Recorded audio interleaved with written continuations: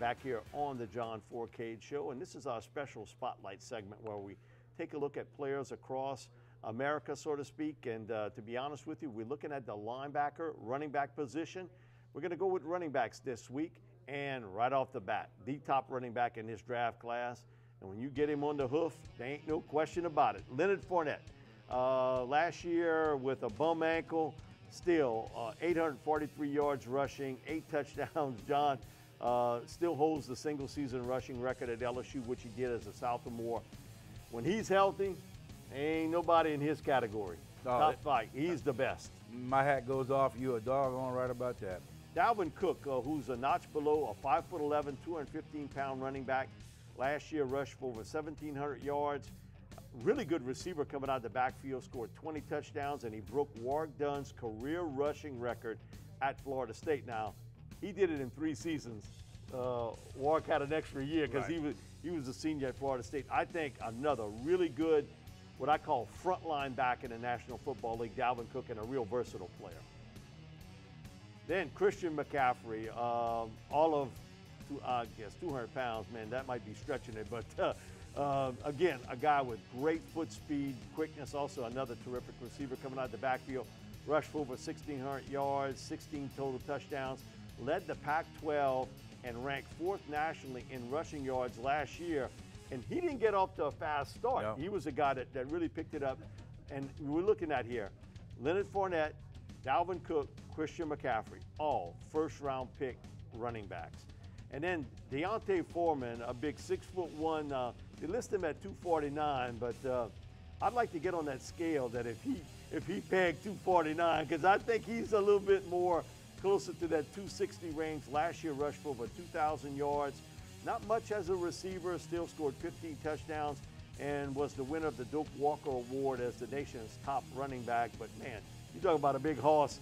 He's everything that you're looking for as far as the short yardage guys.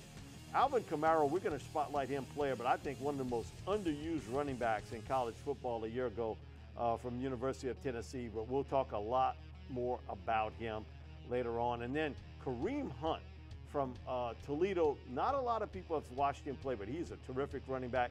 6'1", 225, rushed for over 1,400 yards last year, 11 touchdowns, pretty good receiver coming out the backfield. He was the 2015 MVP of the GoDaddy Bowl, where he rushed for over 270 yards, scored 5 touchdowns. So you're talking about 3 first-round pick running backs. You're talking about Deontay Foreman, I think probably more of a second-round pick. Kareem Hunt could squeeze into round 2, more of a third-round pick. We'll talk a little bit about Alvin Kamara. One of the guys that didn't make that list was Joe Mixon from University of Oklahoma. And a lot of it having to do with the fact, John, he got into trouble 2.5 years ago in a domestic violence type incident where he punched a gal, and he's not invited to the combine. Here's somebody who has not had any difficulties since, but the NFL now supposedly in this strict rule about, if you've been convicted of a felony, you will not be invited. Somebody's going to take a shot at Joe Mixon. To be honest, if he didn't have the off-the-field difficulties, he's a first-round pick running back.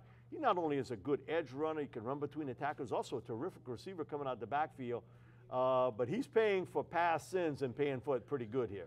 It's happening to him. It's also happened to guy Chad Kelly. We'll talk about him too as well. He got another guy that was invited and they took it off the board, but their rule states that you can't go to the combine if you have a felony against him. Chad doesn't. This young man has. But he kept clean. Mixon has been clean since he's been in college. When he got suspended, the last couple of seasons, he hadn't had any trouble off the field or either on the field. He's played well enough for him. He should be a first-round draft. He's not. That's because that's how the NFL works, Mike. But I'll say this much. If I own an NFL team and I had an opportunity to draft him in a search, I'm going to pick this young man because I know what he can do as a football player. There's other guys in the league playing in the NFL right now who shouldn't even be in the NFL for some of the things they have done. But guess what? They're still in the NFL. Give these young men a chance. Most of these guys have done stuff off the field. They're young kids. They've learned from it. They grew up from it. But let's see what happens as it goes further down the line. I guarantee you somebody's going to pick Mixon and they're going to pick Chad Kelly. The thing about with Chad is the fact that he's coming off of an injury, so he really wouldn't be able to work anyway. But still get his medical record. Exactly. And had the interview session to find out what kind of guy he is. You just find out what type of person these guys are in a meeting room. You can determine at 25, 28, 30 teams talk to you. You can determine if this kid is there or not. I mean, if he's not showing up now, granted, they'll have their pro day at school, people go talk to, but it's not being there with all 32 teams. That's why I think it's the disadvantage with Chad, because of the fact he really can't work out anyway. Right. It's the one-on-one sessions, and that's going to be crucial for him. Listen, he had a well-earned reputation for being a hothead. In school, even before college, in junior high school, that a bit of a hothead. Certainly you look at the family with Jim Kelly being his uncle and that sort of thing. He was one-on-one. He locked up with Deshaun Watson at Clemson. He lost out, okay? He lost out there, was a bit upset with the coach for certain things.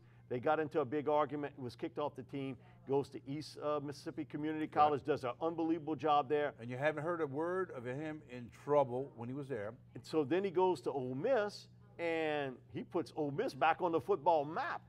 He leads them to the Sugar Bowl. The last guy to do that, Archie Manning, 1970. So, again, how this rule is cut, I think it's a disadvantage, especially for Chad, with the situation where he couldn't work out anyway.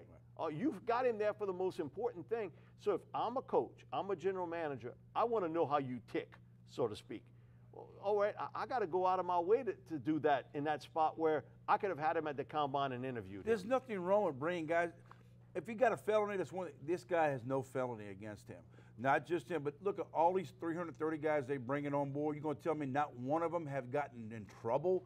I don't care if he's stealing bubble gum or whatever it may be. Or drug offenses. Should be correct. You know, flunk a drug test. You should show up. They should be able to look at these kids in their face, determine what they are. Listen, if I'm an NFL owner or GM, I want to know every little bit about that player that I can. Now, you put it right.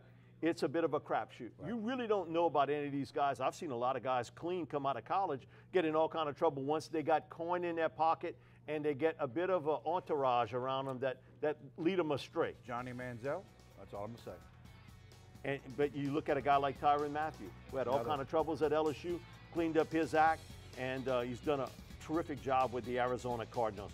We'll be back with more of the John Fourcade Show, sponsored each week by Veterans Ford.